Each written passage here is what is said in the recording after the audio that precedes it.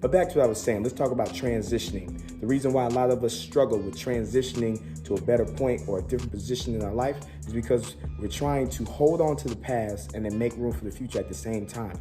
When in fact, you cannot do that. If it worked, I tell you, yeah, go ahead and do that, but it doesn't work. You're actually hurting yourself by holding on to one side and trying to bring in the other. You have to choose. You have to let go of one or the other. You have to choose. You have to make a decision. I talk about it all the time because it's the truth. Because if you want to bring in your future, you have to let go. Let go of that rope. Let go of all that baggage. Let go of all that dead weight. It's not doing you no good. That was a different time, a different point. That was a different you. You're trying to grow. You're trying to be a different person, right? I know you are. Nod your head right now. Yes, I'm trying to be a different person. Okay, cool. Then you need to let go of your dead weight. I'm going to say it again. Let go of your dead weight. And you need to be focused on the future. You're trying to make room for the future. There's no room for your past no more. No room for the old you.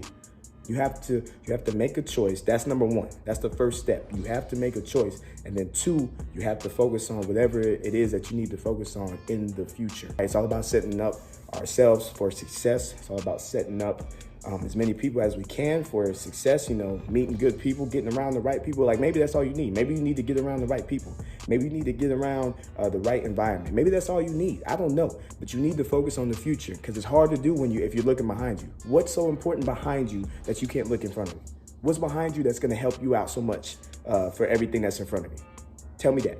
I hope y'all have a super fantastic day today. Like I said, we still getting to it. Train your body, train your mind, train the soul.